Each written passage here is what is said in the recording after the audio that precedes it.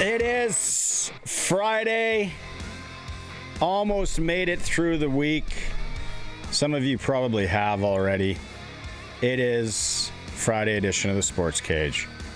Thank you for making time, however you are watching or listening to the program. You can watch it on YouTube through sportscage.com. We also on all the audio streams, and of course 620 CKRM. Colson is with me today on this Friday, and it's him and I, but we will be joined by guests on the Western Pizza guest hotline. It's Friday. I know barbecue looks about good right now, but if you maybe you don't have propane, that's always the worst when you go barbecue and you don't have any propane. So then pick up special or maybe grab some of the Greek favorites from Western Pizza. Joining us on the Western Pizza guest hotline over the next 3 hours, Farhan Lalji is going to join us. I'm really curious. I saw Farhan and a clip about youth sports and the costs of youth sports. So I want to get into that with Farhan here in hour one. We're going to hear from Dave Thomas, who caught up with the head coach of the University of Saskatchewan Huskies on Anton Ammanrud and the quarterback who is going to try to be back for the U Sports season this year. Great news. Of course, he had lymphoma, and late last season, that was just a pulled at the feels hard on that story. So we'll hear from that. Hour two, Eric Francis, off of the rails Friday with Francis, as we've labeled it. We get what Eric wants to talk about. I got a couple of questions since the NHL and the playoffs are like right around the corner, and you look at the standings and it's like, oof, what is going to happen? Did anyone catch? I only caught the highlights of Minnesota and Dallas last night. Of course, I don't even know what the total penalty minutes in that game was, but it was old school high. And they got to play each other in the first round. It'll be a fight again, that's for sure. Fights. Yeah. Plural, for sure. Well, it's a playoffs, you never know. But Eric will be in hour two. Also in hour two, Jeff Hayes. He is the guy behind the mic when it comes to anything Blades at SaskTel Center. He's been doing it for a long time. He's been through some really lean years with the Saskatoon Blades. Great guy. We'll have some fun with Jeff Hayes because tonight it starts. Prince Albert Raiders, Saskatoon Blades. I wore my Raiders hat yesterday. Today, I'm wearing my hometown team. They were nice enough.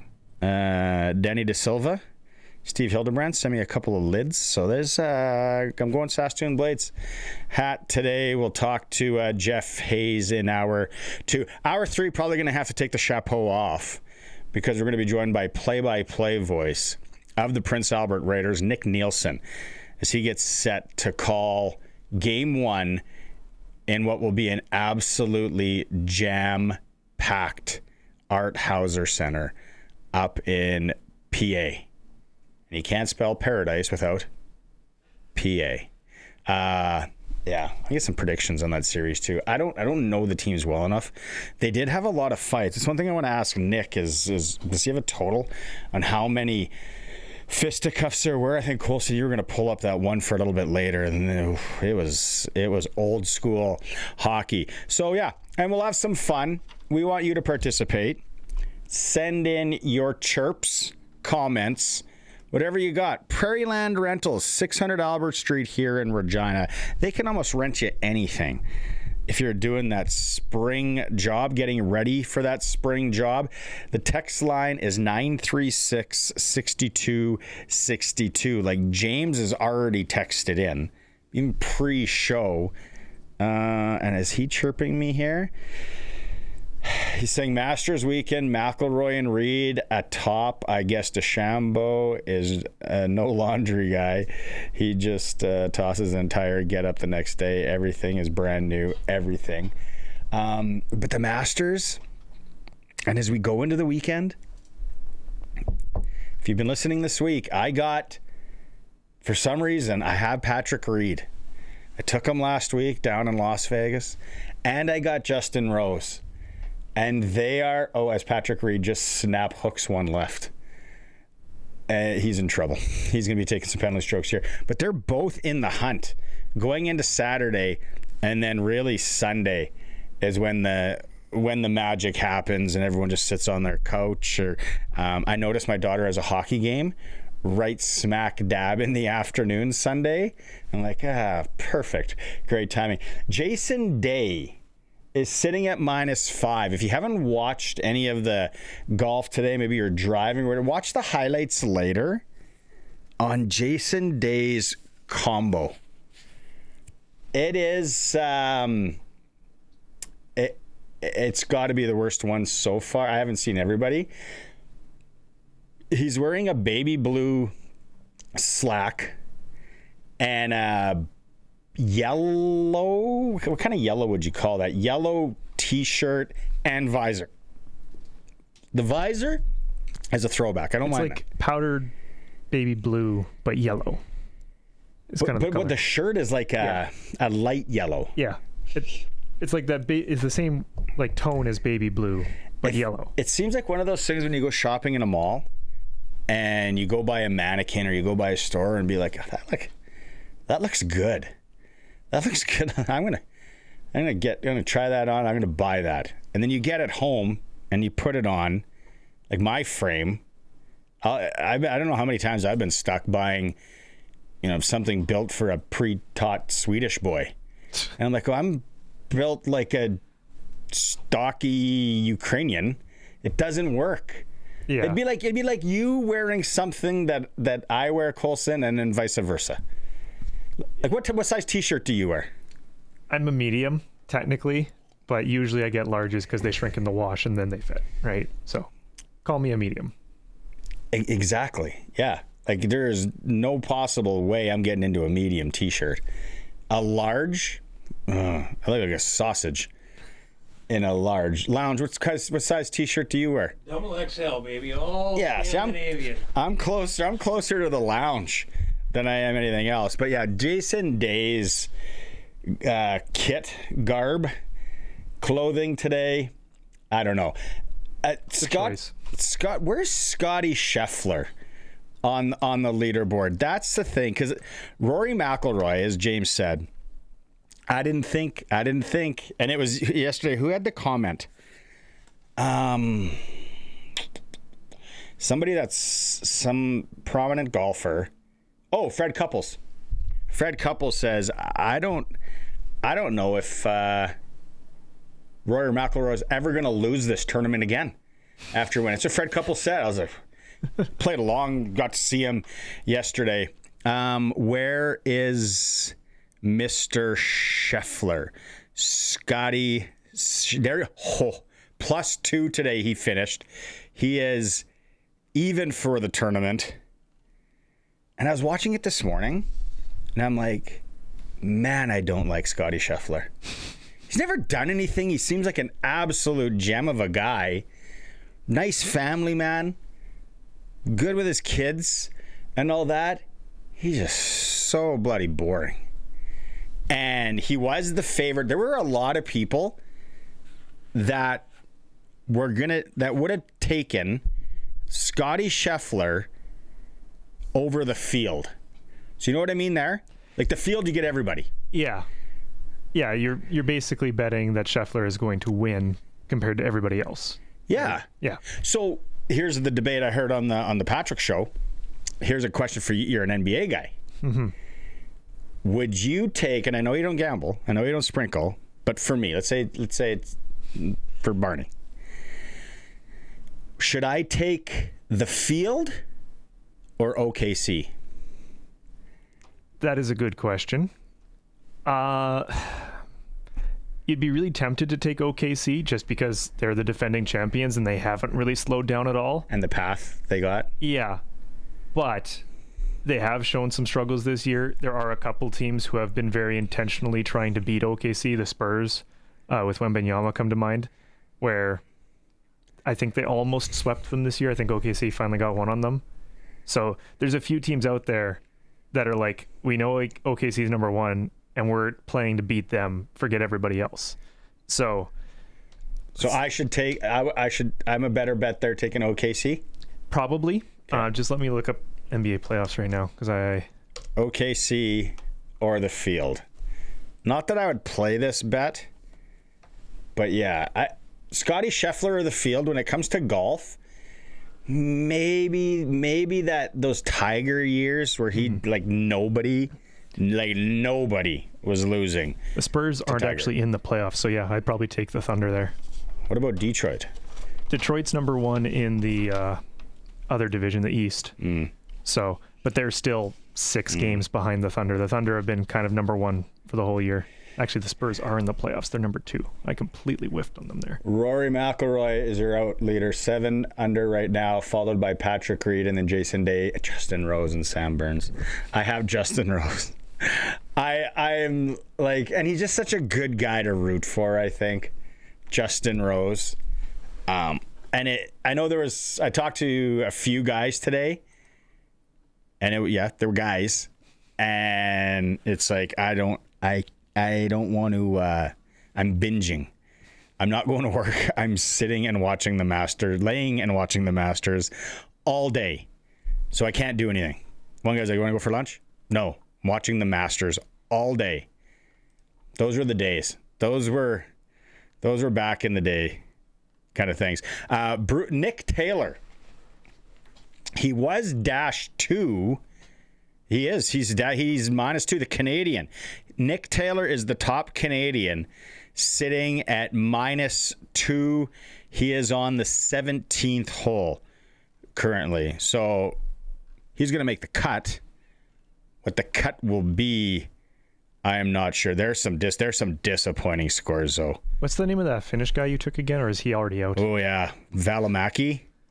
He's on his way back to Helsinki. He is +11 right now. Yeah, he's no good. Mike Weir's +10. Because, of course, when you used to win it. Robert McIntyre was the one. He's -1 today, +7. He was one of the favorites going in.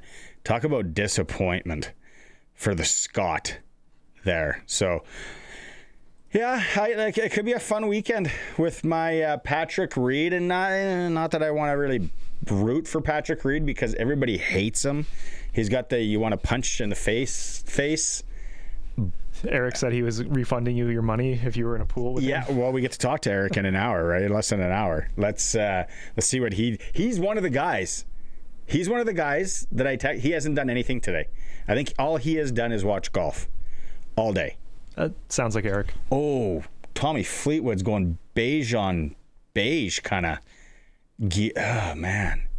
Who's dressing these guys? Themselves? Look good, play good. What happened to that whole thing? As long as it's not the loudmouth pants. Those things are a thing of beauty. Speaking of golf, if you didn't listen to the show yesterday when we launched this, the Classic Landscape Company and the SportsCage giving away a backyard putting green. It's not some makeshift box with that old carpet that people have on their decks of their trailers. No, this is a real backyard putting green. We're giving it away May 1st. How do you get in on this? Your chances are better every day that you text in. You get one text a day, 936-6262. The catch is it's one word. And today's keyword is green. Green. Don't put anything else. Don't put, I want to win it. I want to, just green. 936-6262. You'll get prompted that you're entered if you did it right. If you don't do it right, we got to have a deeper talk. Because all you want to do is text in green and you're in to win. Putting green backyard installed. The Classic Landscape Company, the official landscape company of the SportsCage. What a prize. What a prize to win. Thanks to them. And again, we'll be plugging that throughout the show here today. Get in on it and enter to win. NHL last night. Let me know when we need to go to break here, Colson. I'm paying attention. I didn't watch much for NHL last night. But then I get up today and I'm scrolling through things and I'm like, okay, well, how's everything going? We have some teams. First off, did you catch this last night? Cole Caulfield is the first Montreal Canadian since Stéphane Richer in 1990 to score 50 goals in a season. Yep. That was going to be my clutch performer. Thanks. Because next hour, people, different audience. I was like, since 1990, Stéphane Richer. He was a big rig. Good shot. Matthew Schaefer from the New York Islanders tied Brian Leach's record, 23 in 1989, for most goals by a rookie defenseman. And we still have, 2-3 games left in the season? How many games do they have left? The Islanders need to win, too. The Islanders they're in trouble. New coach. And then we'll hear from him later in hour 2. The Penguins, Sidney Crosby, the Penguins clinched a playoff spot. That's hard to believe. And their next game against the Capitals is game 100 of Crosby versus Ovechkin. Really? Playoffs and regular season. Oh, yeah, it says here right there. How interesting is that? So with them clinching the playoff spot, Sidney Crosby has a chance to pick up 1 point to pass Jaromir Jagr, former Penguin, for 5th all-time in playoff scoring. You got to think Sid's getting at least 1 point in the postseason. But you look at the teams, Coulson, and everybody out there that have the X beside their names now, that are in the playoffs. Teams that have qualified for postseason hockey.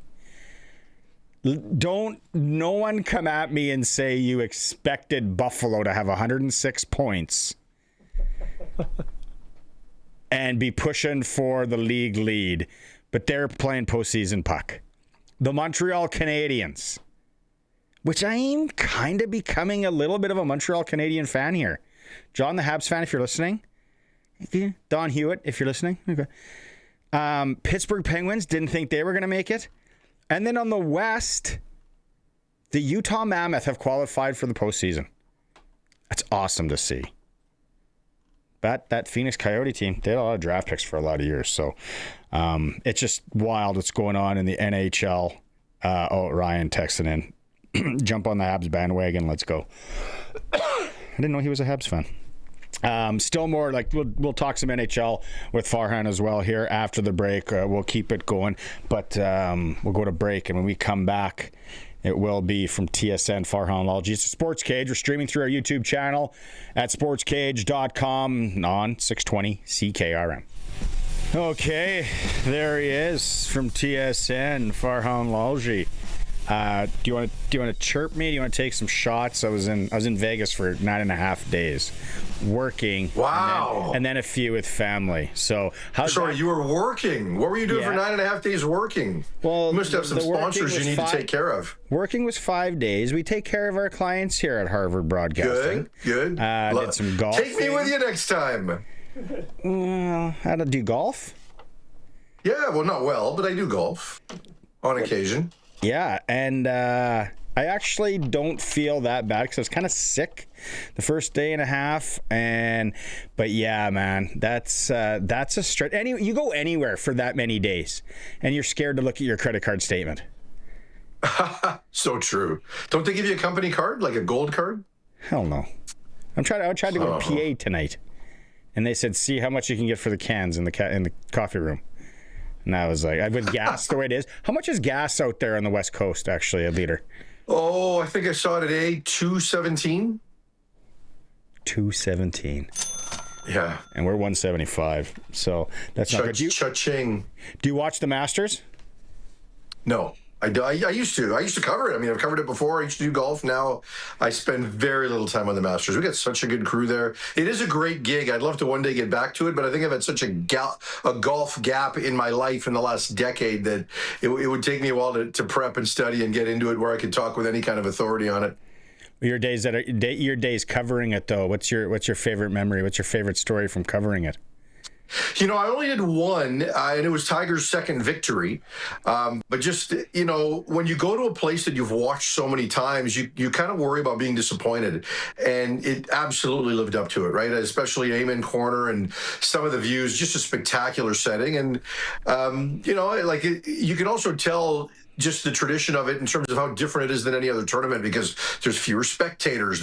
It's less of, you don't get inundated with advertising and things like that. It's just a different look altogether and feel. I mean, compared to a U.S. Open or a PGA Championship, it's an entirely different vibe.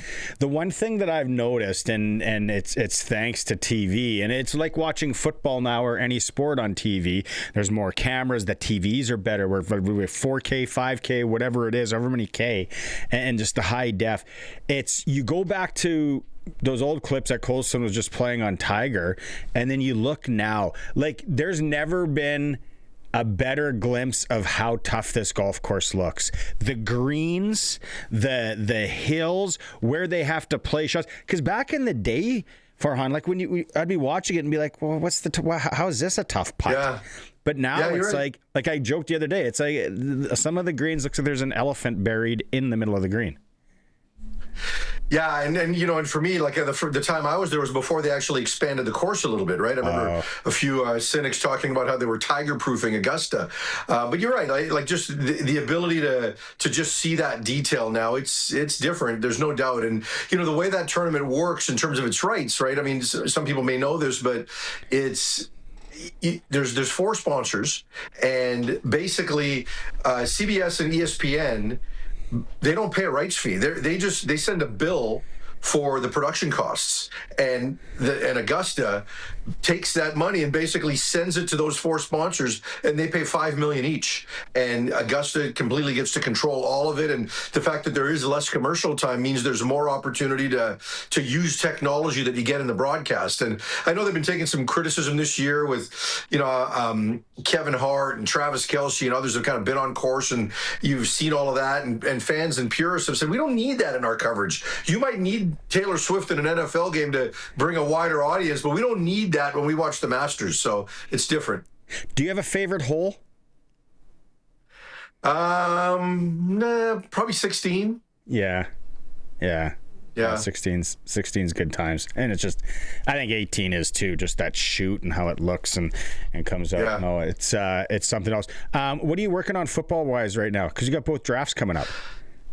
Yeah, you know what? Today's CFL day, and I'm just getting a chance to talk to all and GMs and executives from every team just to kind of get, we do some graphics and we have some projected starters and just kind of go through every team's needs. And every team will always tell you that we need another lineman, or we want to improve our special teams depth, or what have you. But there are some different needs for different teams. So just getting a chance to go through that, and this whole process really kind of gets me geared up for the season, right? Like you kind of, I don't want to say you ever tune out the CFL, because I don't, but just the minutia on day-to-day team rosters and needs, you go through it at free agency, and then you attack it differently now when it comes to the Canadians. So it's a good launch into the season for me, with training camps just a month away now. What was I gonna? Fernando Mendoza, I heard that he plans not to go to the draft because his mom, I think there's a traveling issue there. Is that a big deal for the NFL, having probably your first overall pick not there, or what's your take on that? No, I mean, I think with her health condition and what everybody has seen during the course of this final year and their run to Indiana's national title, I think everybody understands what she's dealing with and the challenges that would come from her going there. So I'm sure there's going to be cameras at the draft party at the Mendoza home, and Fernando is where he should be, right? Dad is where he should be, sitting next to her, not standing and cheering, but just, making sure he's there at the same spot with his wife, like he was during the championship game and during all the playoffs and everything like that. So, it's a heartwarming story in its own way, and that's the best way for them to tell it. So I don't think this hurts the NFL at all that the first guy's not there, because many guys are going to be. Yeah.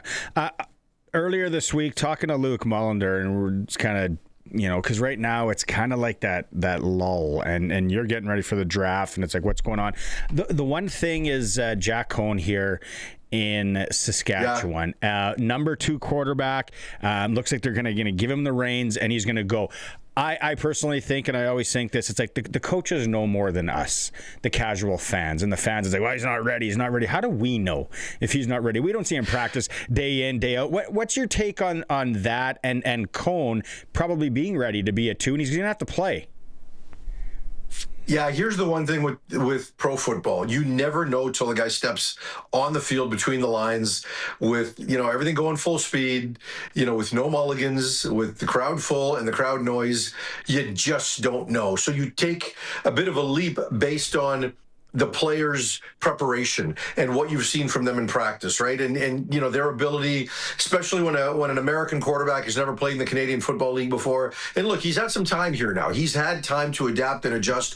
And I know, talking to people with the Riders, they just love the way this guy prepares. They love his tools, and he's not a kid, right? Like, we want to view him as young, but before an American quarterback gets to the CFL, they've done the NFL camp circuit. They've done the practice roster circuit. They've done, a little bit of this. So he's, and he didn't do that for a long time, but he's not a kid as he's come up here now. And as we get into the, the portal and things like that in college, as much as I hate it, the one thing it does do is spit out quarterbacks that have spent more time in college and are a little more ready when they get there. So they made a decision this offseason. They were going to give Cohn every opportunity, and they allowed themselves to move on from Jake Mayer, who's taken a different look now for himself in Ottawa.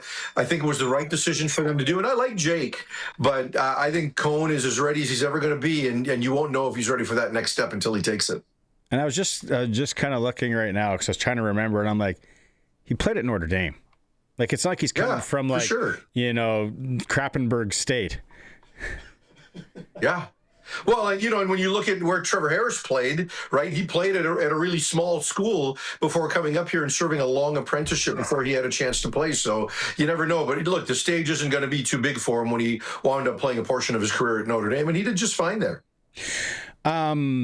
One thing, I mentioned this at the start of the show. I saw a clip, and it was great. You were on a podcast, and you were talking about youth sports. And I'm like, well, I've got to get into this with Farhan today, because you're tied into the football side with your kids out there, too, on the West Coast. Things, you said gas is $2.15. Prices are different. But where we are, and I'm on the hockey side of it, and I agree. Like, it is such a halves. Like, the halves are able to play. Hockey, I see it now, even to basketball with these academies, and football. Like, I'm like talking to football kids or parents, and they're like, yeah, we're going to a camp, or we're going down to the States, we're all that. I'm like, it's January. Like, what is happening here? But the costs are out of control, Farhan, and it's a lot of times it's not the best kids making it. Yeah, I mean, it's the kids with the best opportunities, and the system is so good in terms of the quality of coaching that by the time a guy gets spit out to the NHL level, they've just done so much and been through so much. But you are right that we don't know if we're actually getting the best kids. The podcast was called Better Sports Parenting. My good friend Scott Rintoul put it out there, and it's really gaining some traction, and I think it does a pretty good service. He's had some good guests on it, and I've lived all sides of it, because, I'm a football guy, but my son went through fairly high-level hockey until he was 13. And I know people will laugh. What do you mean high-level hockey when he was 13? But this is what happens, right? You get put into spring hockey, and you play AAA, and you play gold, and you do all of this before the kids even get to a point of being able to play rep hockey in minor hockey. I put my son in Burnaby Winter Club for a couple of years, and he played with Caleb Malhotra in spring hockey, and played with Ryan Lynn at a couple of spring tournaments, and then against him at others, and the Ruck twins and these are all first-round picks in this year's draft. So I saw what that looked like, and when we made the decision to let him play football in the U.S., I said to him, you got to choose what you want to pursue. And at that point, he had been given offers to play in 3 academies. Well, an offer means you have a spot. You're still paying full freight. Yes. And at that time, 5 years ago, it was $20,000 to be in an academy. Or you could have played for the zone team, which was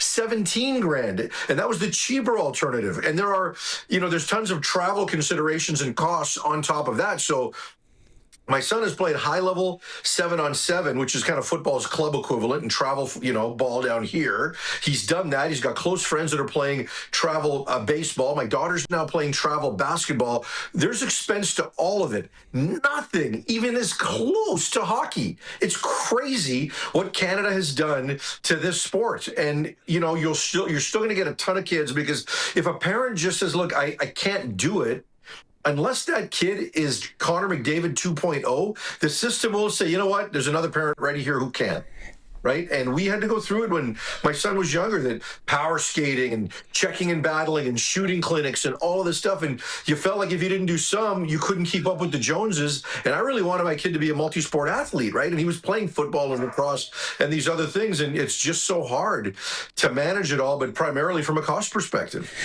You're so right. And I think it's easier because I was the guy that said, I'm not doing spring hockey at that age. Why did that is stupid. And then before I know it, I'm with 3 other dads and our kids are in car seats and we're driving to Calgary for a spring hockey tournament. And we joke, the dads and I joke now, we call it the booster seat tour. It was like, what were we doing? But you get into that for sure. And right now I got a buddy going through it. And he kind of laughed at me back and he's like, you're going where? You're doing what? And now he's right entrenched. And it's like, but if you don't do it, you feel like, okay, what are they missing? Are they going to be asked next year? And then now we're on the outside looking in, and a lot of people have the money, but a big percentage are just borrowing. Well, as I've said before, you've got 2 types of parents in hockey, those that have it and those who borrow it. And when you look at, even guys like Connor McDavid, and there's so many other players, I reposted a list of a number of guys, and just when you see what their parents are doing for work and the fact that they're in a position to do some of this stuff. And also, you got to be close to an urban center, right? And think of the number of hard-working families are in rural Saskatchewan, and they're not close enough to the city centers, so you can't even access it, even if you had the money to do it, right? I talked to Trevor Linden about this the other day, like the kid that grew up on the farm in Medicine Hat like he did. Those opportunities are just so difficult now, because back then you played for your local team. Eventually if you were good enough, you got into the Western Hockey League and things happened for you. Now there's so many layers and filters to kick guys out of it. I feel for the kids. I feel for the parents who just look around. And, for myself, my son and I never talked about professional hockey, right? It was always like, what's the next team that you want to make, right? And then you want to put them in position to make that next team. And it does become really difficult because, and the best place to be truly is if your kid is really, really average, because then you kind of feel like you're so far away from it, you don't want to throw money at it. So my son could make a lot of the top teams, but when he made the top teams, he was just a guy, right? Like I told you, he played with Caleb Malhotra. Well, Caleb was a first-line center. My son was a third-line winger. Now, it was a really good team, and if you made that team, you were probably in the top 5%. But when you watched a kid like that play, you knew he wasn't in the top 1%. But because you were on the team, you felt like you were close and you had to throw all this money at it. And it's tough to say no, right? Because it's just a kid and the kid wants to do it and they don't know any better, right? And then the other part of it is that, the amount of time we spend doing those things, kids don't play anymore. We just provide them with so much structure and scheduling and activity that they need stimulation. They need things thrown at them because they don't know how to just go down to the field and just go play. Yeah. Big time. It's like, you got to do this on your own. And then I feel like the old man, it's like, well, back in our day, we would just go and it doesn't happen if it's not structured. I feel one of the stories I got, my daughter, really good hockey player. They just moved back to Regina. I had no idea, Farhan. They would drive from Thompson, Manitoba to Winnipeg, 761 kilometers each way. They would leave Friday after school, get in late, play hockey. This is spring hockey because there was no other option. Sure. Saturday, Sunday, and then boot it back and get back about 2 a.m. on Monday, and then everyone is back to school and work in Thompson. And I'm just, I got thinking to myself, I'm like, I was complaining, I think, the day before driving to Weyburn, which is an hour and 10 minutes away. And I'm like, these people are booting from Thompson, but you do it for your kids, and looking back, maybe down the road, we're gonna go, wow, were we crazy? My last thing on that was, you talk about the Burnaby Athletic Club, because I've heard a lot about that, and there's like the Burnaby South Winter Shore, Club, yeah, Winter Club, the South Shore and the North Shore, whatever the other one is, North Shore out there. Yeah. What age group was your kid? And then ballpark, what was the price tag? What's the price tag to play there in Burnaby? Well, I think the at Burnaby at the time, I want to say the registration fee was around $5,000, and then there were monthly fees on top of that, like in the $250 range, and then you had team fees, and again, like compared to the academy setup, it felt like that was a drop in the bucket, and I think we kind of did it late in the process, his final 2 years, so he didn't have to pay as much. There was kind of a flat fee that was a little different, but like you do that and you think, okay, you can kind of manage that. Then there's still all these training options and still all these other options on top of that. Sticks. And it just, yeah. Oh my goodness. It's funny. I'm so lucky. And I say this, my daughter 2 years ago, who had rode horses, you want to talk about expense, 2 years ago decided she wanted to do basketball and volleyball.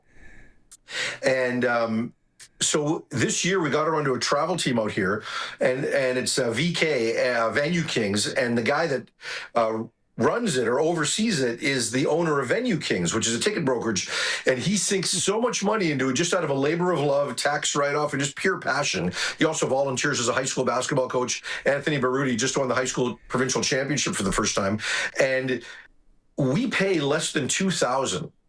And they're on the Nike Elite Circuit. So they play in Vegas, North Carolina, Chicago, LA, Arizona. They're in Penticton this weekend for a launch tournament. And no, this is awesome because they charge the kids $1,900, and that includes their travel, flights, hotel, and meals for every road trip, so the parents don't have to go. So we figure each kid is being subsidized to the tune of about 11 to 12 grand. And I'm thinking I hit the jackpot, that's all we've had to pay to send my daughter on all these trips. And it's such a needle in a haystack thing, because he wanted to put this together and make sure that everybody could play and have access to it. But those things, especially in hockey, are incredibly rare. Oh yeah, man. I'm hearing, like, I know, down in the States, like Canada is crazy. You're going 40 grand, 50 grand to what? Excuse me? But in the States, and I got to know this when we went and traveled a bit, and I'm like, you're going every weekend where, and you pay how much? And then they're the richest area code in America, South Lake, Texas. The one family's like, yeah, we're thinking about moving to Denver next year, so he'll make the prep team. And I was like, you're gonna move? I'm like, what kind of life is that, where you can move from one of the richest area codes just so your kid can play hockey in Denver? I was like, that's unbelievable. We could go on and on. I'll say this though. I talked to Frank Saravalli about this, and a lot of the NHL teams were in places where hockey isn't popular. They actually do a really, really good job of providing entry-level packages so kids can play. Like, it's a few $100s in Philadelphia to join hockey as a kid in minor hockey, and your gear's all included. Now, ultimately, because there's such good little high-level hockey available in a number of U.S. places, you kind of have to do that if you want access to it. But in terms of entry level, I think a lot of the NHL teams do a pretty good job. But up here, there's just such a long lineup of people that'll do it and take that spot if you won't. Good chat this week. Yeah. Next week we can recap the season for the Vancouver Canucks. But watch. Ooh, do we have to? Watch some golf this weekend. Cheer for Justin Rose or Patrick Reed. My son's got a track meet tomorrow. I've got an award ceremony tonight. I got 7-on-7 tournaments this weekend. You think I got time for golf? Shake the guy's hand that's supplementing your daughter's team too. For me, that's an amazing. I will. That's amazing. It is. It's so good. Talk to you next week. See you, buddy. See you. Farhan, Lalji from TSN joining us, brought to you by the cooperators here on the Sports Cage, as always. That's staggering numbers. So we'll be right back at Sports Cage streaming their YouTube channel at sportscage.com. Masters round 2. They're still on the course in Augusta, Georgia. The leader, Rory McIlroy, although he just hit it into the patrons on 15. He's at -8. Patrick Reed, Tommy Fleetwood, Sam Burns are all tied for second at -6. And we got Jason Day in his bad gear and Justin Rose at -5. It's going to be a good weekend. Western Hockey League playoffs. Let's go. If you're around Prince Albert, you got tickets tonight, 7 p.m. game time. Saskatoon Blades, Prince Albert Raiders, game 1. We're going to talk to a member of the Saskatoon Blades and Prince Albert Raiders teams coming up here in a bit. Calgary Hitmen, Medicine Hat Tigers, game 1 tonight. Kelowna Rockets, Everett Silvertips, and Prince George Penticton also go at it in game number 1. Major League Baseball, Twins, Jays, 5:07 our time. The ticker is for Reliance Heath. Switch to Reliance Heath today. Get $200 cash back on your new water heater. Some conditions apply. Call on Reliance. All right. This news last year, Anton Ammanrud, quarterback from the University of Saskatchewan Huskies, forced to leave the team late into the playoffs. They rallied around him, obviously made the ship, but lymphoma. And it tugs at the feels. Like, you felt so bad, everybody involved, the kids, the pictures, and all that. And then it was released this week that he's hoping to be on the field coming up this fall. Amazing. Dave Thomas had a chance to catch up with head coach of the U of S Huskies, Scott Flory. Pleased to be joined by the head coach of the University of Saskatchewan Huskies, Scott Flory. And boy, I tell you, there's a lot of emotions and a lot of adjectives that you can use. But the best news of all is that Anton Ammanrud has gone ahead and gotten to the point where he can think about playing football again. What is your reaction? Yeah, when we first when I got the news anyway from Anton, it was man, you're so happy for him. I mean, just the whirlwind of the last 6 months. It's just been an unbelievable ride. The emotions, the stresses, the highs, the lows. He's not out of the woods yet. Like, we know that it is a fickle disease that is going to it's going to, do its own path. We do our best to control it, but he knows that, for the time being, and the chemo worked, and he's going to stay on top of things, and there's still steps to go. But just the fact of the last 6 months and everything that's gone on, it's just fantastic for him. What does that say about the program that you have built at the University of Saskatchewan? Whenever you see photos that he releases, he's with a teammate, and there's the support and the leadership and the foundation that are surrounded him in this journey that he's been going on. Yeah, I think that, if you look at it, the culture of football is just so different than other sports, and it really is. It is about the team. I mean, we got 85, 90 guys on the football team. There's 12 on the field at a time, and you're so integrated and so interdependent on each other. And that goes beyond the field of play. It goes into the locker room. It goes into the off season. It goes into the meeting rooms. It goes into school. It goes. And I think that just that culture of team, and maybe it's by nature of the position I played as an offensive lineman, where you're not doing it alone, is that we rely heavily on each other and the love and support of each other in that locker room, and you can see it. You can see it in the team. You can see, just the group that we had last year and how they rallied around Anton, and it was never. Nobody was ever selfish about it. They just want what's best for him and what's best for the team and for the program. And it's never about any one person. The sum is always greater than the parts. That's a story. Rooting for him for sure. Still more to come. In hour 2 of the Sports Cage, we're going to give you that keyword again for the backyard putting green giveaway from the Classic Landscape Company. Yes, we are giving away a backyard putting green here on the Sports Cage. Also, Off the Rails Friday with Eric Francis, clutch performer. And then we will talk to Jeff Hayes from the Saskatoon Blades and SaskTel Center up in Saskatoon as we get set for the Blades and Raiders. It is a Sports Cage, streaming through our YouTube channel at sportscage.com. Sports, welcome back to the Sports Cage on this Friday for Nelson Holmes. Having a great time. Got the Masters on here, keeping you updated Rory McIlroy is the leader. Can't believe it. He's at -8. Watch out for Shane Lowry, people. He's coming. He is coming. And Tommy Fleetwood is charging in an awful brown-on-brown combo. Man, I hate when guys dress like that. Jason Day's get up today is weird looking too. We are here for it's finally here, the WHL playoffs.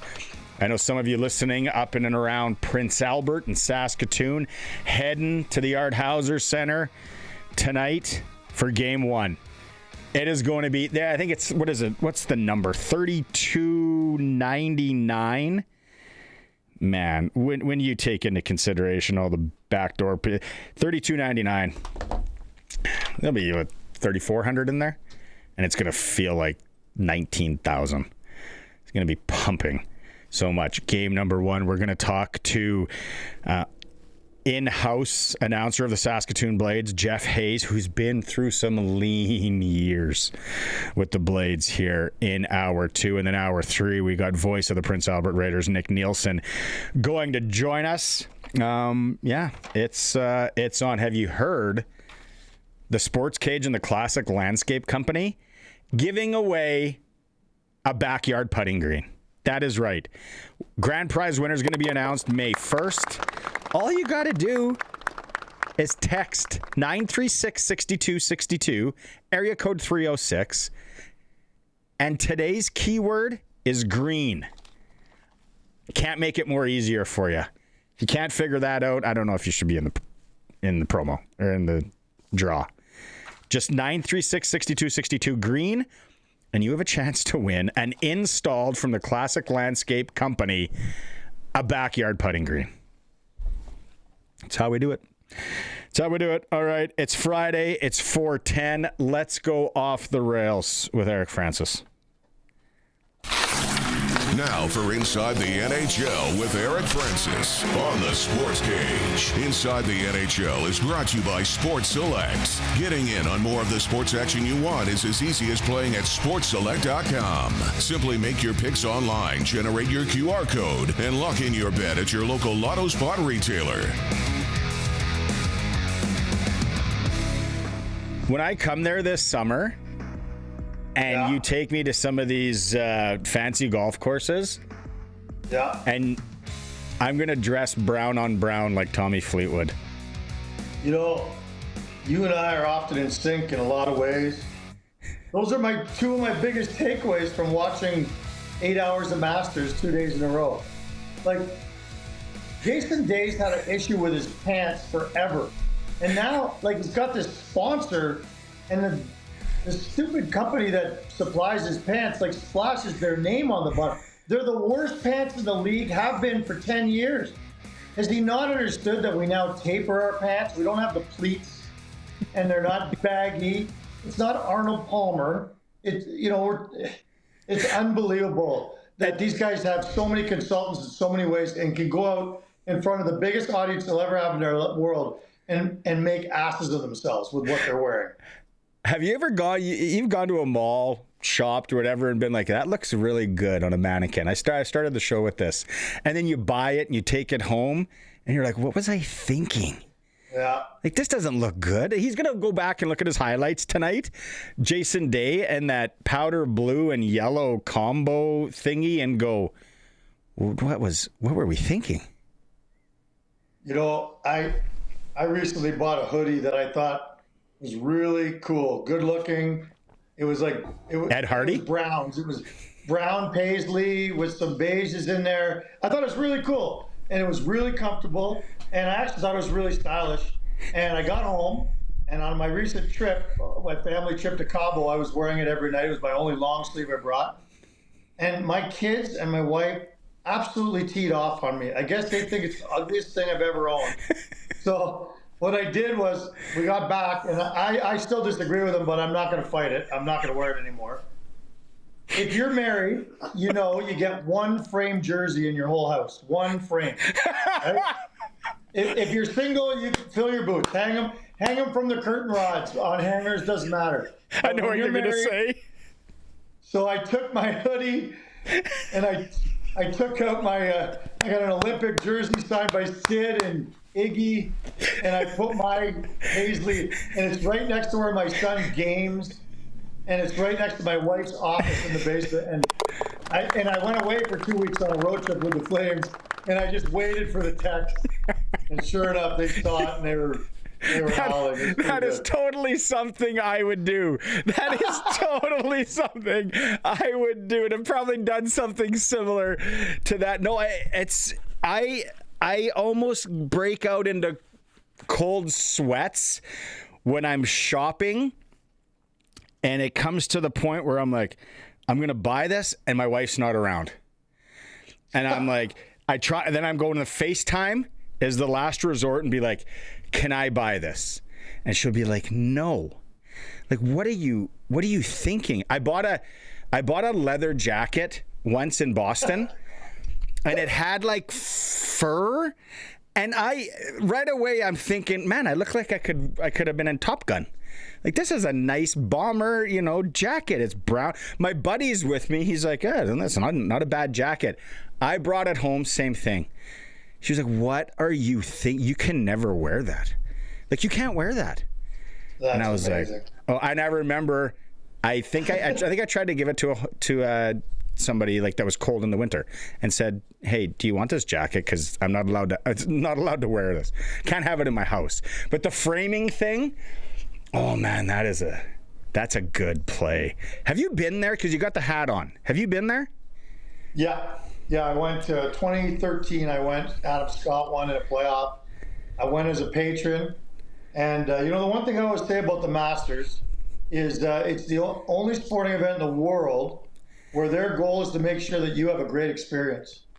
And you think about that. Every other event, and I've been to all the biggest sporting events in the world, they're all aimed for one thing.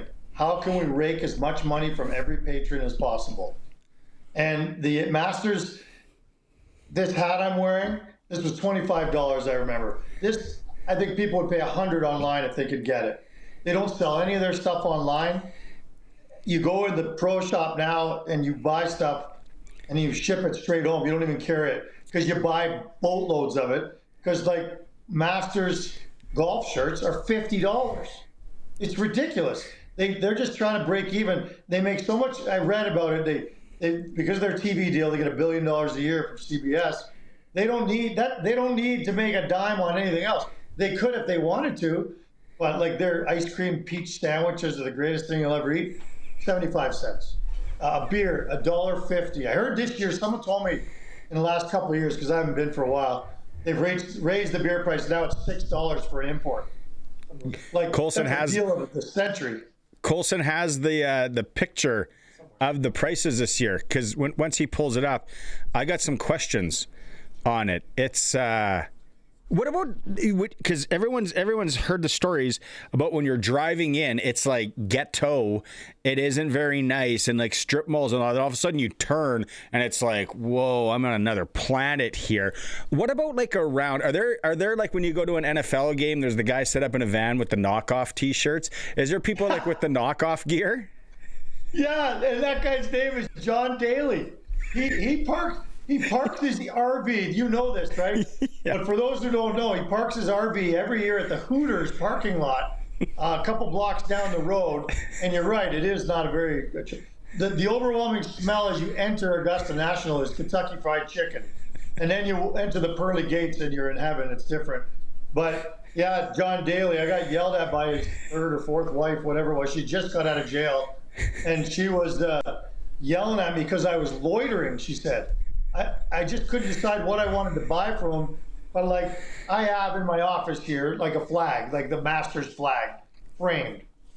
He buys hundreds of them from the Masters, signs them all, and then sells them for twice the price. Like, so it's not a knockoff, but it's just like, it's ridiculous. It's embarrassing is what it is. It's so sad. It's so sad what's going on in that man's life. But anyway. Here's the food prices that Colson's got. So we got some sort of breakfast sandos are $2. Where's the beer? Yeah. Domestic beer, $6 now. A white wine is $6. That's gone up quite a bit in the last few years. Yeah. What would be your gone up go-to? with, like, What's your go-to on those on the sandwiches there?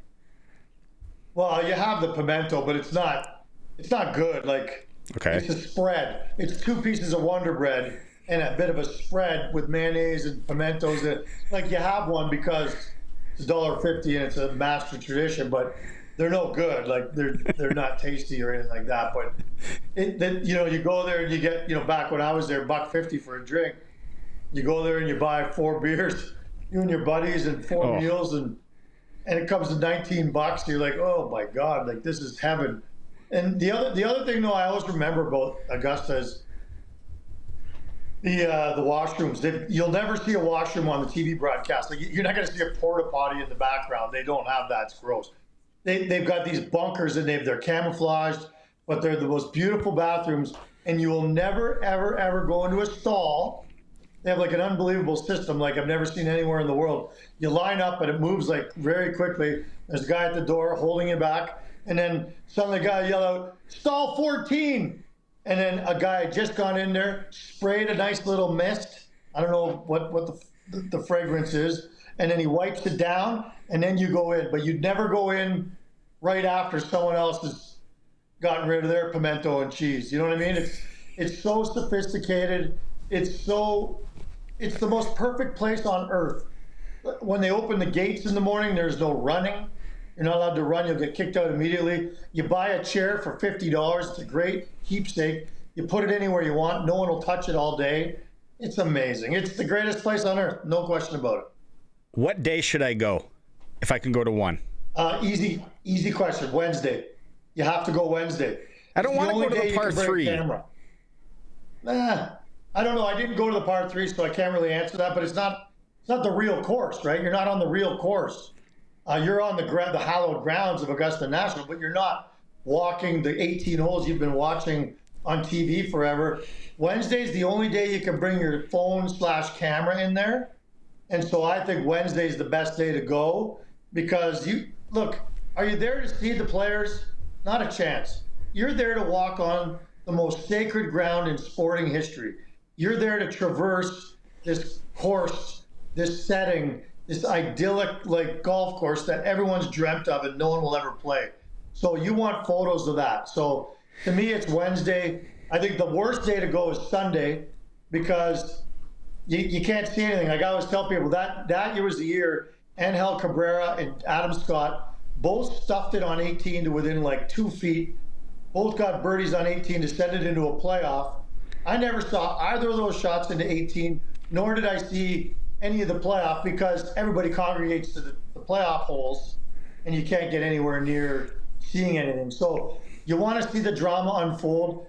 Golf is the worst sport in the world to watch live. I'll always say that. It's so much better on TV. The drama unfolds and the way they paint the picture and you see how it's all happening.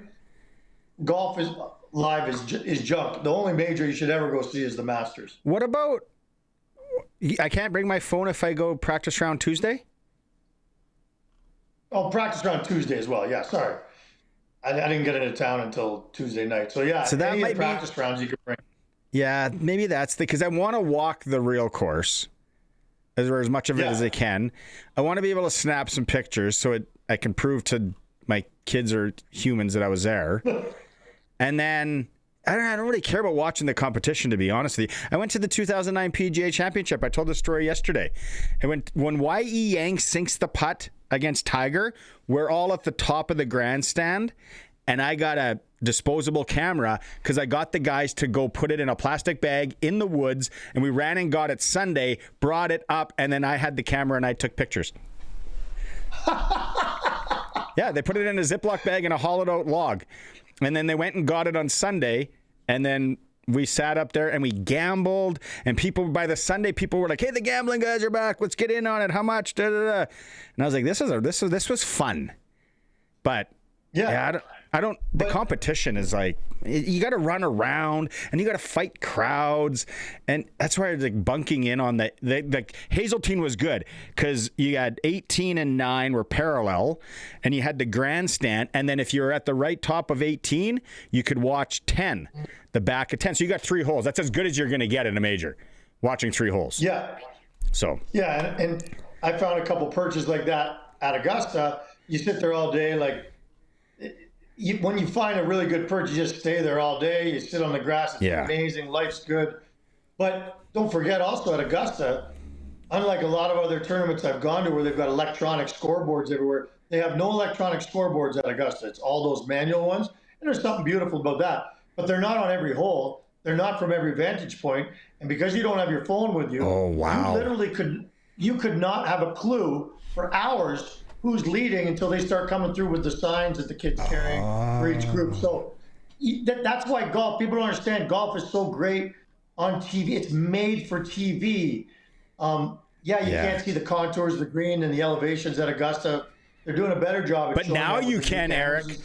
Like I said, I don't know if we talked about. I talked about this on Wednesday, but I've been talking about it. It's like we used to watch it back in 13, back in when Tigers days. And it's like, well, that's not a tough putt. That's not a tough chip because we didn't get the angles in the high def. Now it's like, whoa, what is that? Someone parked a bus in the middle of the green and they put green over top of it and you got to go up and down and around. And then there's no flat lies. Like what TV does it such justice now? Yeah, I agree. I don't think any TV broadcast will ever make it clear how hard it is for these guys to negotiate these greens and fairways, and but they're doing a better job for sure. And I don't know. I don't have a bucket list in life, but if I did, Masters would have been on number 1 and probably right through 1 till 5 because it's that good. And I went 4 days that week. It was incredible. 3 days. Sorry. Playing practice it. Round. Playing. Okay, so I throw this at people all the time. What's your number? You get a phone call tomorrow, and a guy goes, you won't believe this. Long story, bud. I got us a tee time at Augusta National on Friday. What would you pay? Because my number is $20,000. I would pay that in a heartbeat, and I'd probably go way higher. Because you don't get the opportunity. I don't know if my wife's listening, but one of my no, seriously, one of my really good friends from Boston, took me to the 2013 World Series. Used to have a bar on Boylston right behind Fenway. We played hockey together. Like, this guy's legit. Like, when he says, hey, come in for the series, I got us tickets. And we went in and we had club seats in Fenway for the World Series. Like this, and I'm like, how do I repay you? He's like, Shink, I don't want to come to Saskatchewan. He's like, just pay it forward. And I'm like, ah. So then he went and set up Bar Tacos in Georgia. So he was living in Atlanta. Then he started playing hockey with a guy that's a member at Augusta. And I go, Kate, I said, Donnie, I said, I don't know how I can explain this to you, but this guy, let him know you have a Canadian that will do anything to come and play that golf course. And he's like, okay, I'll see him tomorrow and I'll plant the seed. And I'm just like, oh my. So then I called my wife, but my kids were like 1 and 3. And I'm like, this is, just so you know, there'll be a note. I'll send you a text and then there'll be a note. I'm gone. And that doesn't mean I'm gone. It's just the only thing that I would drop everything and go and do. I don't care how I got to get there. I don't care. Do I got to drive to Minot and then puddle jump from there? Do I got to drive to Minneapolis and then go from there? I don't care.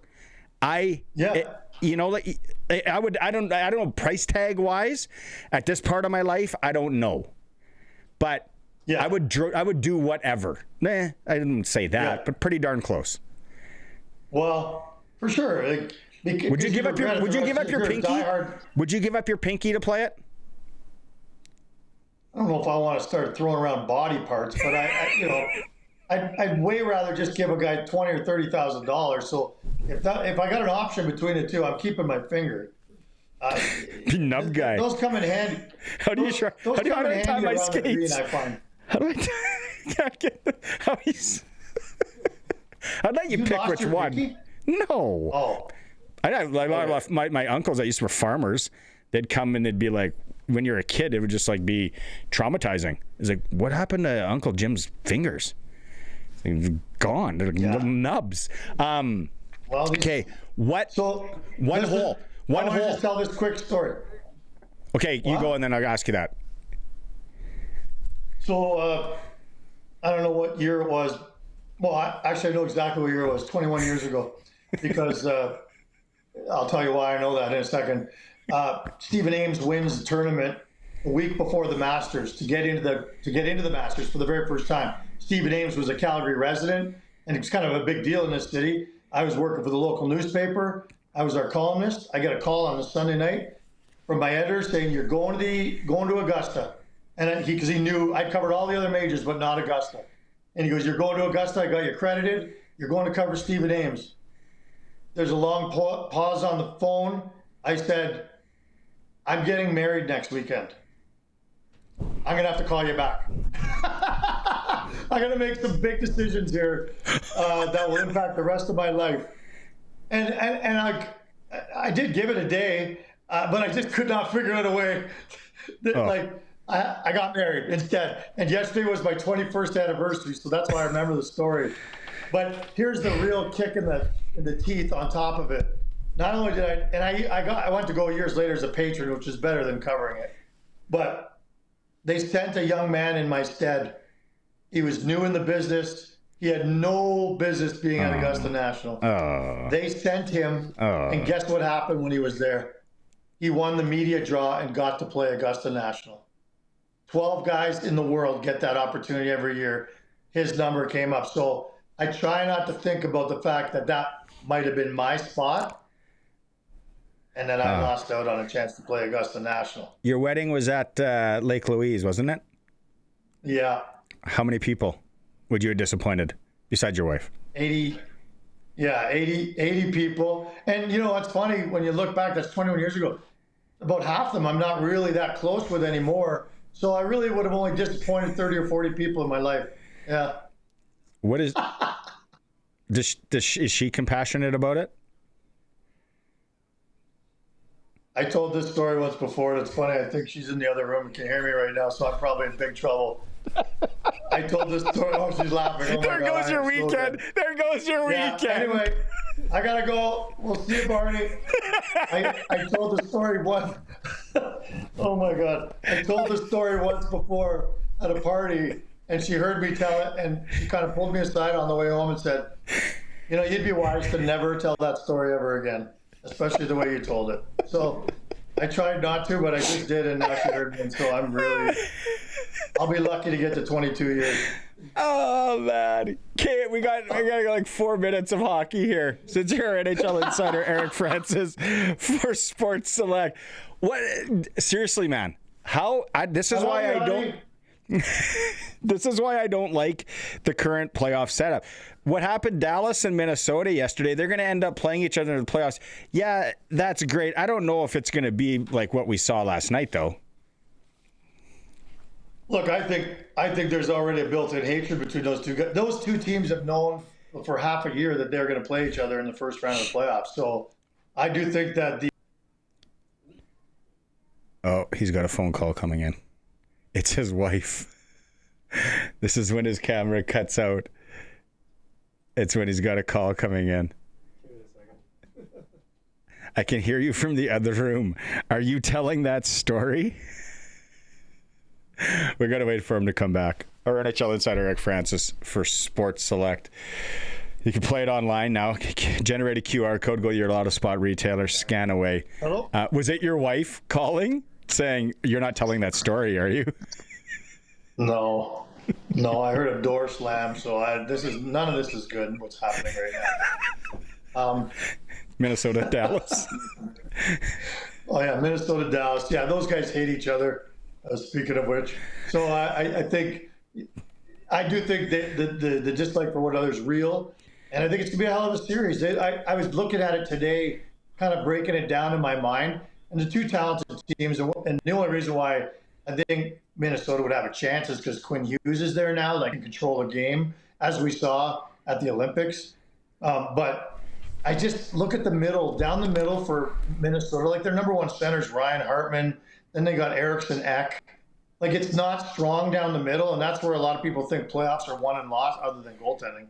And, you know, Colorado's got the best centers in the league by far, to the point where they added Kadri and Nicholas Waugh at the deadline, which is like the most ridiculous overkill you've seen in a long time. So I can't see anyone beating Colorado in the West. I really can't. And then what's the story on the rookie from Calgary? Oh, yeah, like those who braved the Flames game last night, it was 2-0. Dustin Wolf had 41 shots on goal with 3 minutes left, kept them in the game. They're down 2-0. Tyson Gross, a month ago, signed with the Flames. He's kind of like the hottest free agent college signing. He's a Calgary kid, grew up in this city, dreamt of being a Flame his whole life. Third NHL game. With 3 minutes to go, they put him out for a crucial faceoff with the goalie pulled. He wins the faceoff. It's kind of his specialty. Wins the faceoff and ends up scoring his first NHL goal to make it a 1-goal game. A minute later, he scores again. It's tied 2-2. However, coach's challenge. The poor kid was offside by a foot going into the zone. Second goal doesn't count. 30 seconds. It was like one of the great stories of this for the Calgary young kid. Finally gets 2 goals. And it would have hijacked the President's Trophy, title for Colorado. However, they ended up winning it as one would expect, and he was still pretty thrilled to get his first goal. But what an incredible series for about a minute there! It was wild to watch.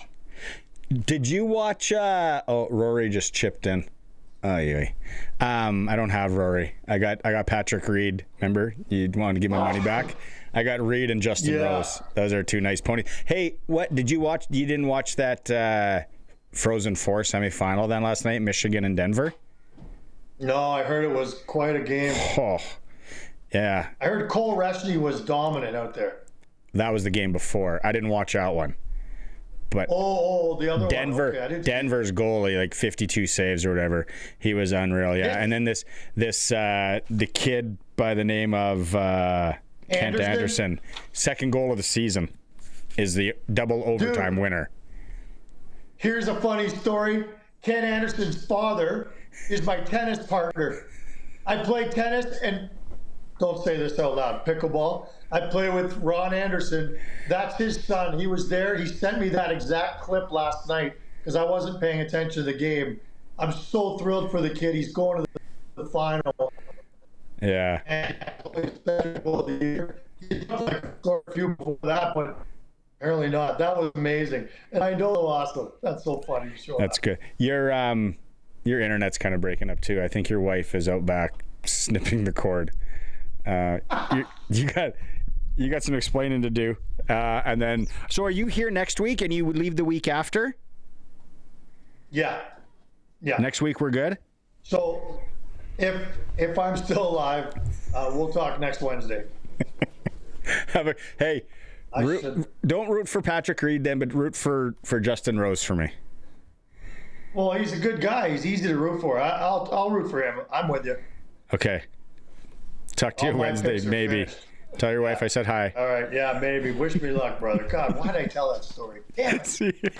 NHL and other things. Off the Rails Friday with Eric Francis. That's what it is. Brought to you by Sports Select, where you can make your picks online now. Generate a QR code. Simply lock in your bet at your Lotto Spot retailer. Every bet is 100% legal with a chance of winning cash in hand. Sports Select must be 18 plus to play. Play responsibly. Break time. It's a SportsCage on 620 CKRM. It's for Nelson Homes on Friday, supplying home packages and RTMs for over 65 years. During that fun with Eric Francis, Rory McIlroy chipped in. I don't know if that was an eagle or what it was, but he's at minus 11 now. He's got a 5-stroke lead on everybody else at the Masters. So we'll keep you updated on that as we go along here. Tonight up in Prince Albert, Saskatchewan. You can't spell paradise without PA. It's the Raiders and Blades, game 1 of their playoff series. It is going to be so good. Let's go out on the Western Pizza Guest Hotline. Perfect night for a little Western pizza. Joining us, first time on the program, so everybody welcome him.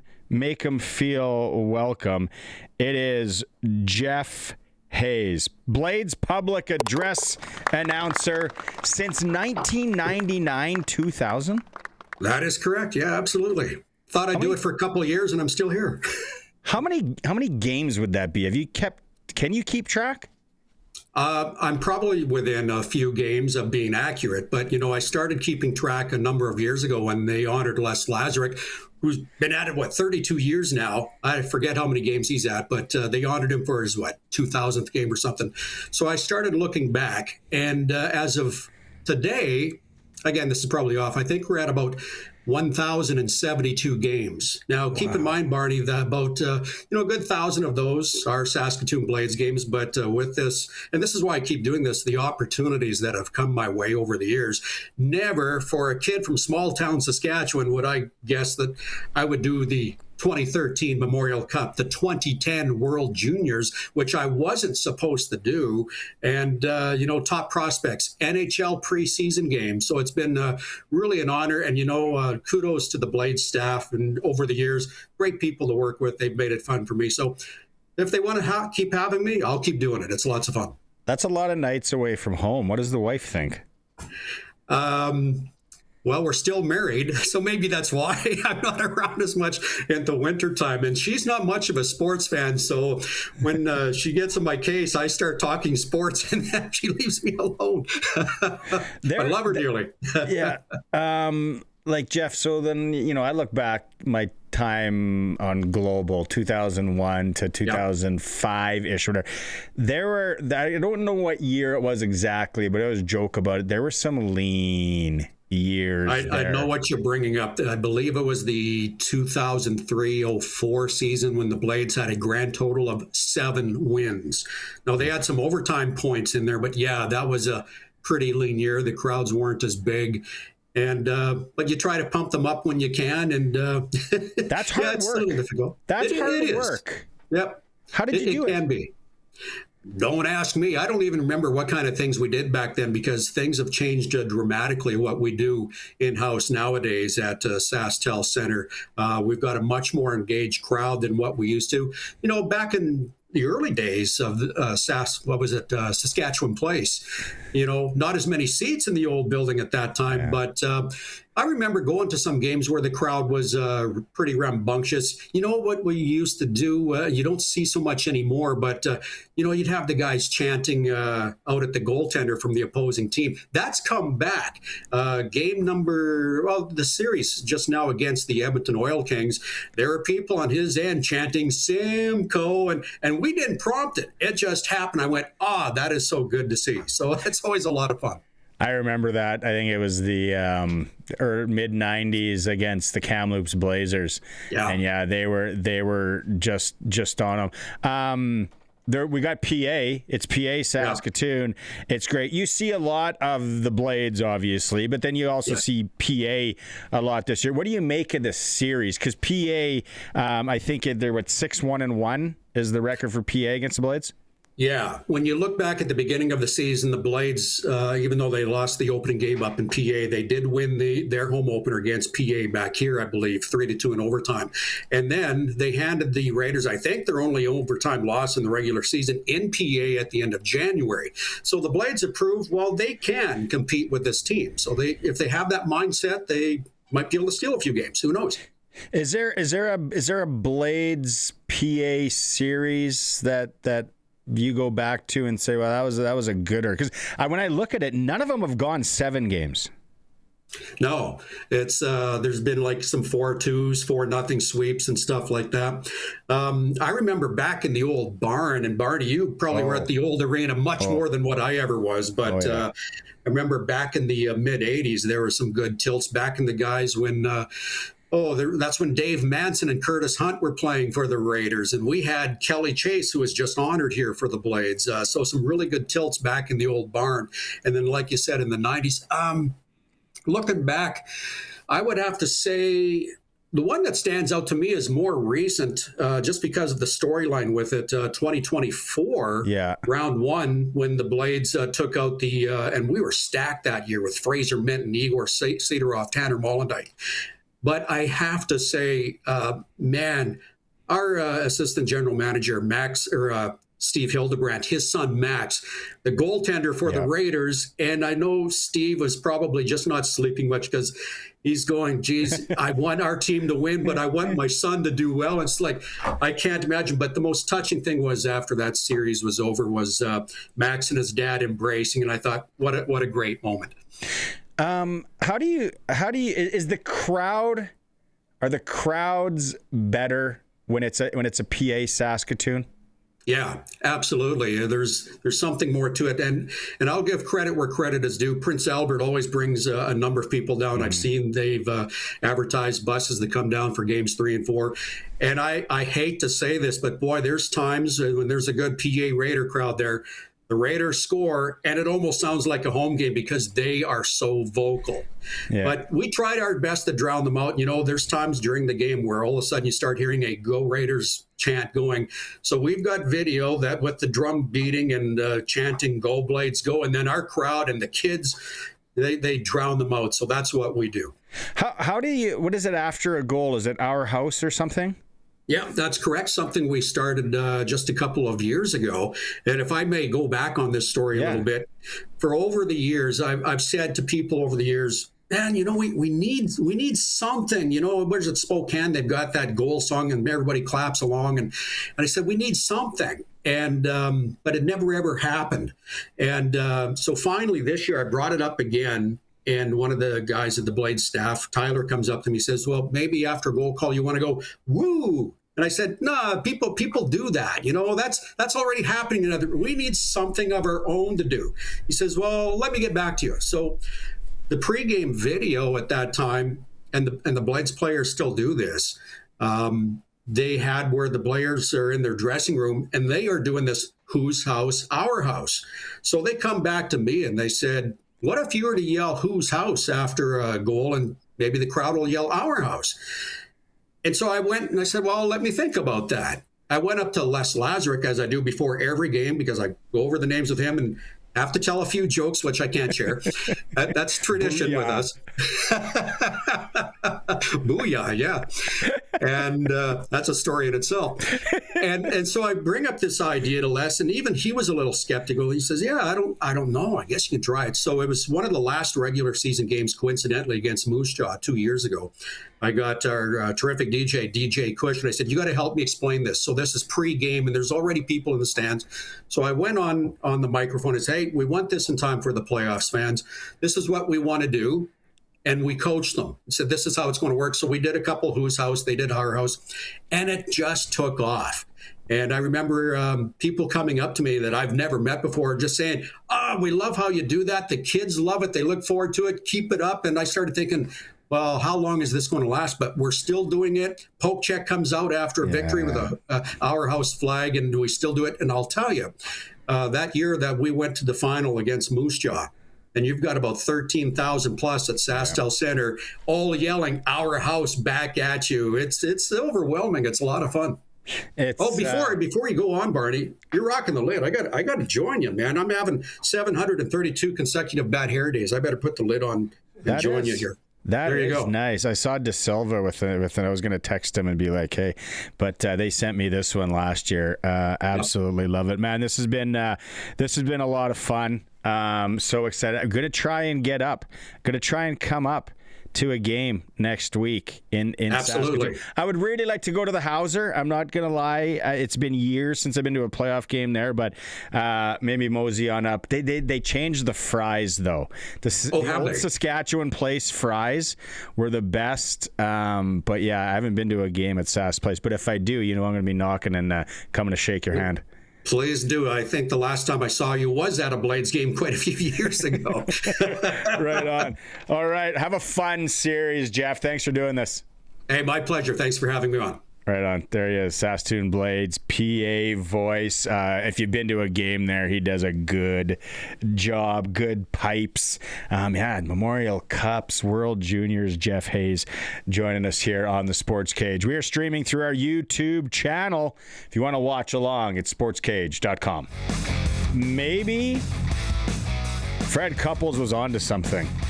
That Rory McIlroy's never going to lose the Masters again. He's leading at -12, Sam Burns, Patrick Reed are second at -6. He went off on the back 9. Man, I don't know how the weekend's going to go down. Crazy. Western Hockey League playoffs. We're talking to the voice of the Prince Albert Raiders. The start of hour 3. Raiders hosting the Blades, 7 p.m. You're lucky if you're going to the game tonight at the Art Hauser Center. The other series start tonight too. Calgary's at Medicine Hat. Kelowna visits Everett, and Penticton, the new team, hosting PG. Blue Jays in action to 5:07 in Minnesota, taking on the Twins. The ticker is for Extreme Hockey and Sport, because they have baseball, lacrosse, what you need. McIntyre Street, the Cooperator Center, and now in Moose Jaw, under new management, Extreme Hockey and Sport. Hour 3 is coming up, like I said, voice of the Prince Albert Raiders. We're going to have Sprinkle of the Day. We'll have Clutch Performer, and then Farhan Lalji again. It is the Sports Cage on this Friday for Nielsen Home, streaming through our YouTube channel at sportscage.com. Weekend pretty much here. Friday it is. We got an hour left of the Sports Cage for Nielsen Homes. Thanks for making time. It's been a fun show. Off the Rails with Eric Francis was exceptional. Jeff Hayes, Saskatoon Blades PA announcer, joining us. In hour 1, we heard from Farhan Lalji, which we're going to hear from again in this hour. It's been great. Artemis 2 is splashing down in an hour. If you didn't tune in on Tuesday, we covered space exploration talk. It was a lot of fun. I think that was Wednesday. Yeah. I was still on holidays Tuesday. But it's coming back. The rocket that went around the moon is back. Been to the moon. It's the big deal. Thanks to everyone who's texted in on that in the Prairie Land Rentals text line 936-6262. Let's get to Sprinkle of the Day right now, Colson, for Sports Select, where you can make your picks online, generate a QR code, go to your Lotto Spot retailer, scan. There you go. Every bet is 100% legal. You get a chance of winning cash in hand. I'm question for you. Okay. New Orleans Pelicans, Boston Celtics tonight. New Orleans on the pro line, 14. Yeah. Like there's no way they're winning. Yeah. You and I have a better chance of beating Boston. No, but yeah. Toronto Raptors, New York Knickerbockers. The Raptors are a heavy dog there. 4-15. You got to win by more than 5 in basketball. What do you think there, basketball guy? You could take the Raptors. The Knicks are really good. Can they keep it within 5 points, the Raptors, tonight in New York, in the Garden? Ooh, they definitely could. I just need to get standings here just to see where they're at. I wouldn't feel bad taking the Raptors there now. Blue Jays Twins just started, so that's off the board now. And then tomorrow you can get up bright and early, go and bet on some action when it comes to the Masters. SportsSelect.com. Sprinkle away. Must be 18 plus to play. Play responsibly. SportsSelect.com. I am seeing at SportsSelect.com on the banner on the top. Apparently they're doing some website maintenance tonight, so get your picks in because it looks like coffee. Co-op coffee in the morning. 9:30 our time, I think. They're going down for maintenance. So, Sprinkle of the Day is brought to you by Sports Select. The Sports Cage Clutch Performer for Keln Solar. Thinking about saving money by using solar power? Keln Solar is a local family company that can put solar panels on your home, business, or farm. KelnSolar.com. If you didn't see it last night, what a hockey game. I actually watched pretty much the whole game. Denver, Michigan, Frozen 4. Double overtime, 7-ish minutes left. Here's the audio. John Anderson wants it. Kent Anderson is the hero for the Pioneers. What a game. Kent Anderson's second goal. His dad is Eric Francis's tennis partner. We learned today. From Calgary. We learned that today on the program. Also, Denver Pioneers. That's a good team name. The Pioneers. So they'll take on Wisconsin, who beat North Dakota in the final tomorrow in Las Vegas, Nevada. Do you have a clutch performer? Yeah, I had a few, but I'll keep this simple. Unclutch performer. Ichiro Suzuki? Yep. So they unveiled a statue for him today. The Mariners did. And if you're watching the stream, you'll see something went wrong with the unveiling. The bat broke on the statue while they were pulling the tarp over. It bent the bat. But they made a good joke about it. Apparently they were giving away mini statues for the game. So they said, we've updated the statues. They're now going to have the broken bats. So Clutch performer. good job, Mariners. Brought to you by Kelton Solar, local company from Lumsden, Saskatchewan. If you're thinking solar, maybe saving some money, you can get them to come out and quote. Also, livestock operation. They got all that. With the solar power as well, Kelton Solar. I was going to say, too, we don't have the time for it now, but the French call of Cole Caulfield's 50th goal, we love our foreign language. I know it's not foreign in Canada, but we love our foreign language calls on here on the SportsCage. Yep, clutch performer for Kelton Solar. Also, don't forget, Backyard Putting Green giveaway, May 1st. We're giving away a putting green. Classic Landscape Company.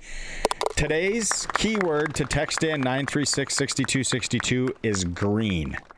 Green to 936-6262. We'll come back with the ticker and voice of the Prince Albert Raiders, Nick Nielsen. You're listening to the Sports Cage on Friday for Nelson Holmes. Oh, mama, Rory McIlroy. 6 of the last 7 holes he birdied. He leads the Masters. -7 today. -12. Sam Burns, Patrick Reed, 6 shots back going into Saturday. Tonight, hockey. It starts. WHL playoffs up in Prince Albert. Game 1, Blades in town, 7 p.m. Calgary's at Medicine Hat. Kelowna's at Everett. Prince George at Penticton. Toronto Blue Jays, Minnesota Twins playing baseball right now. You want to go and check that out. It's a busy, busy time. It's for Steelcraft Doors in Regina, made in Western Canada for Western Canadians. Okay, we started talking about it a lot yesterday and then into today, and it goes down tonight in Prince Albert. Sharky and I tried to get there. We couldn't make it happen. Joining us again on the Sports Cage on the Western Pizza Guest Hotline. Grab a wheel. Right now, if you're leaving to PA, you're going to be late to the game. Nick Nielsen is joining us, voice of the Prince Albert Raiders again. Oh, man, it's game day. It's the second round of playoffs. And it's against Saskatoon. You got to be excited. Oh, absolutely. I mean, you can't ask for better. I mean, I'm a Sasky boy through and through. I've been involved in the Wilkie Outlaws versus Unity Lasers rivalry. I've been involved in the Estevan Bruins versus Weyburn Red Wings rivalry. PA Raiders, Saskatoon Blades, there's nothing better, and I cannot wait to experience it for my first time with this organization here. And 9th time overall in history. It's going to be a lot of fun. You're checking off a lot of those rivalries, because we talked rivalries yesterday on the show, and we did bring up some of the old senior hockey ones and the Kindersley Roast Towns from way back. And yeah, Estevan, Weyburn, obviously Moose Jaw, Regina. People were messaging in, but I know, like, that PA Saskatoon is a thing of beauty, and it starts at the Hauser. So Cliffy Mapes texted me. This was about an hour ago. There was less than 40 standing room tickets. That's milk crate. That's milk crate country. And if people don't really know what we're talking about with the milk crates, is the standing room, and I forget what year it was, people started bringing milk crates and then just stood. So then you had 2 deep on the standing room of the Hauser. Have you experienced that? So no, I haven't experienced it myself. From what I understand, the fire marshals regrettably put a little bit of a kibosh on it, even though I think they were going by the book, because I think one of the fire marshals was actually sitting in row 4 while that game was going on. But yeah, like, people don't understand, when we call it milk crate night at the Hauser, like, there is a full row of people standing, and then there is a full row behind that of people who brought milk crates from home, set them down, and are standing on top of them. Like, there's literally, from what I understand, you got to this rink and you didn't move from your spot because you wouldn't get it back. Like, yeah. That's how crazy passionate this building is. It's awesome. It was like, fortunate enough to go to 2 Super Bowls. The one thing is, you do not want to drink because you want to remember it, but you also don't want to run to the bathroom, because then the lines are long and you don't know what you're going to miss. It's the exact same thing when it comes to a packed Art Hauser Center. I got a story there. You don't want to. I think, and I'm looking it up here. Chris Olsen, it says, is the fire chief in PA. So I'm not sure if Chris is a big Raiders fan, if he'll turn the other way on a few milk crates. I'm not sure. Yeah, I don't know, but I got just going back to the Super Bowl thing quick. I may have made my dad miss Bryan Adams at the 2003 Grey Cup because little Nick had to go to the bathroom, but I still haven't lived that down. Yeah, Dad's a big Bryan Adams fan. What's his favorite song? Oh, yeah. Cuts Like a Knife, which we heard delightfully from the bathroom. Awesome. I love it. Okay, this series, though, what was the record? 6-1-1. So you guys had the Blades number regular season, but they're the only team to shut you guys out? Yeah, that's true. They shut us out on January 31st, and they did it in the Hauser, too. That's a big note. The Saskatoon Blades, there's been 3 shutouts in the series. Like I said, Saskatoon shut us out on the 31st. We went back into Saskatoon next night and won 3-1. But then there's also the fact that we've shut out Saskatoon in the last 2 games of the season. Blades have not scored against the Raiders, and I think it's 7.5 periods or something like that. So, that there's both those factors in play. Like, I no matter what, I think you can take the regular season stats and throw them out the window. This is Highway 11 rivalry. This is Raiders and Blades. The first thing that came to mind when this series got announced, I was hearing Bon Scott and AC/DC yelling, "If you want blood, you've got it," because this is going to be a fun, nasty series. You guys got a ton of snow earlier in the week. Is that all gone now? Is that starting to melt? No. Well, it's melting. It's starting to melt. Okay. But we still have like 6-foot piles on either side of the road everywhere you go. Yeah, so roads are okay though, but parking, they're going to be snow piled up there. People are going to be walking. Maybe you might even just park it at the Northern Lights, take the long hoof to the Hauser. Hey, I want to ask you, back in the day, and I remember some beauties, like I'm talking old Saskatoon Arena. You weren't even born yet, and it was just fist to cuffs, and it was good. Any idea how many fights between these two teams this year in the regular season? I counted it. It was 7. And the 2 big ones were the 2 captains, Justice Christensen, Tyler Parr. They put on an absolute banger of a fight in the very second last game of the season. Christensen, that one went viral kind of on social media. That was a throwback.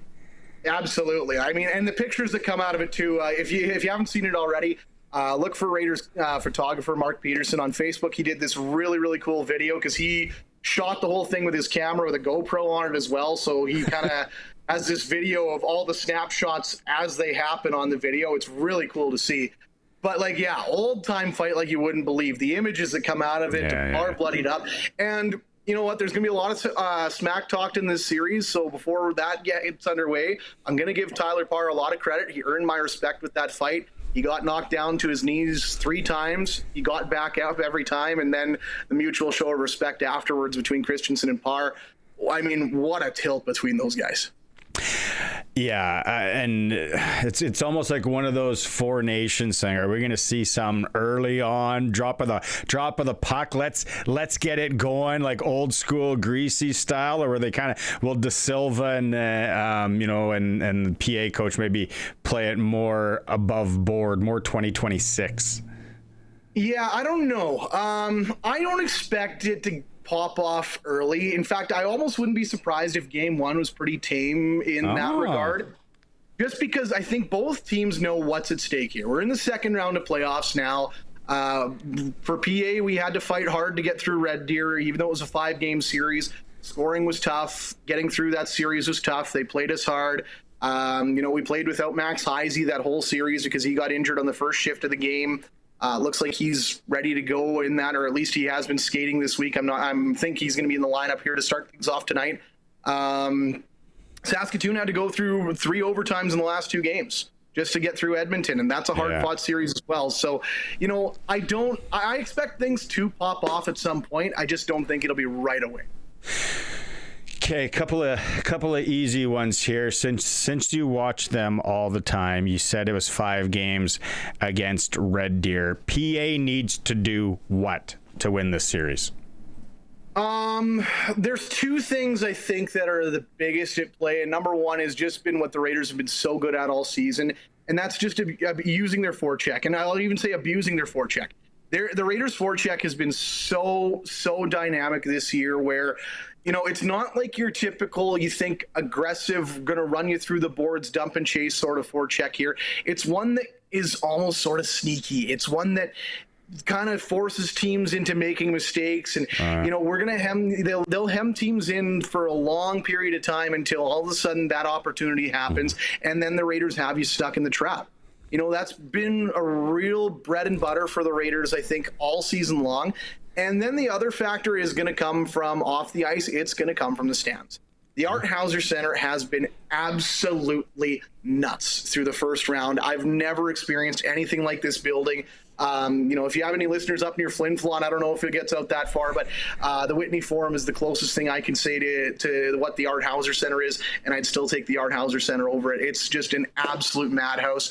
I think there's 2 fan buses for both Tuesday and Wednesday games going to Saskatoon here, so Raider fans are going to be traveling in bunches as well. Like, the noise factor is going to be huge, and I think Raider fans are going to bring it both in their home rink and in Saskatoon.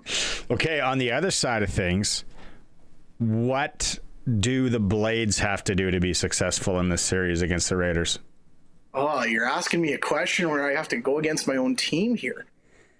I don't know if I want to answer that now. I'm trying to think if eyeball test. You've watched both of these teams a lot. Something always, go like Wilkie guy, when it comes to hockey, there's something, even though when you get into a series with another team, it's like, yeah, okay, we're good. We feel confident, but... Well, you know what? I'll say this. I think Mikhail Orszalak in net for the Raiders does better in games where he gets a lot of shots on goal.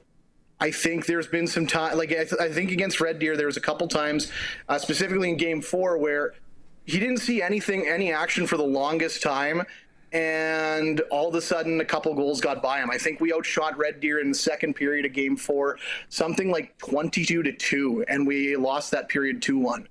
So, I think there is something to be said for Saskatoon, not just peppering shots on, not just putting everything they can on goal, but picking their spots, picking those good opportunities, getting those chances through. Maybe don't rush things in the offensive zone. I get it. The Raiders defense doesn't give you a lot, but if Saskatoon can be decisive about when they decide to put pucks on net, I think that could be better for them in the long run. There's my best answer. Yeah, you skirted that one pretty good. You're getting really good at this, for sure. You talk about the defense and how PA doesn't give you a lot, and that's usually championship teams. That's the case. They don't give you a lot. Who's the couple guys maybe that aren't getting the notoriety, maybe even after the first round on that Raiders team that we haven't heard, we haven't been talking about all year? Defensively, it's hard to say because everybody knows Justice Christensen is the leader of this team. Everybody knows who Daxton Rudolph is at this point here. He's going to be drafted probably top 10 in the upcoming NHL draft.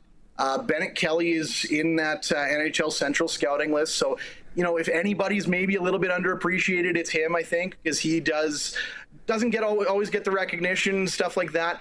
Brock Cripps, everybody knows who he is. He's led the Raiders in the first round of playoffs, and he's only 16 years old, a defenseman as well. Mattress Man went and played at the World Juniors with Czechia, so a lot of people know who he is. Lyndon Barrett maybe could be that kind of underdog guy as well. We got him for next to nothing last year. The same day he was traded from Calgary to Seattle, we picked him up for, I think, a 6th round or a 7th round pick we got him for. And now he's been one of our most dynamic defensemen, led us this year in plus minus. And then our 7th defenseman, Hubert Clark, has done good too. Like when he's been in and he's had to step up for sometimes, he was one of the guys, he fought in the last game of the season against Saskatoon as well. And I think the first minute set the tone with Tristan Mitchell-Macalone, another good one. So I don't know. It's hard to say who's the underappreciated one on the Raiders defense because all of them have really had their moment in the limelight at different times this year. Okay. Who are you thinking? Give us a prediction on who pops off offensively in this series for the Raiders. Oh, that's a good question. I think if Max Heise's healthy all series, this is his series. He's going to pop off. I think being on the sidelines all series against Red Deer, how frustrated he was when he went down the tunnel after his first shift there in game 1, took a hit up high and had to be helped off the ice. I think there's nobody in this series more motivated than Max Heise, and I can't wait to see what he does. It's exciting. It's exciting. Yeah. 30. What's the number here that Cliffy said will be in the barn officially? 32.99. 32.99. That's nuts. And it's good. And it's gonna feel like 18.5. Yeah, absolutely. And you're not going to be able to move in that rink. The Chess Leach Lounge afterwards for the post-game show, win or lose. Let's go. Nuts. Like, I can't now wait. You're making me wish I would have booked a room at the Imperial 400 and come for the night, although they ripped that down. I wish you could bottle this excitement, though, for this game. You'd be a millionaire. Like, it's just so exciting. What? Here's a weird one. What's PA coming out to for a song nowadays? What are they Live coming It out Up to? by Airborne. Really? Oh yeah. And that was a pick from the captain Christensen too, from what I understand. I think he was the one who kind of signed off on it, maybe. But that's, I know from knowing him, that's his kind of music. So. Okay. Prediction.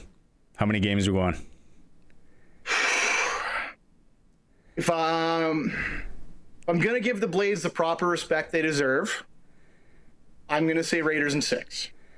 Finish it off. They finish it off in the Bridge City.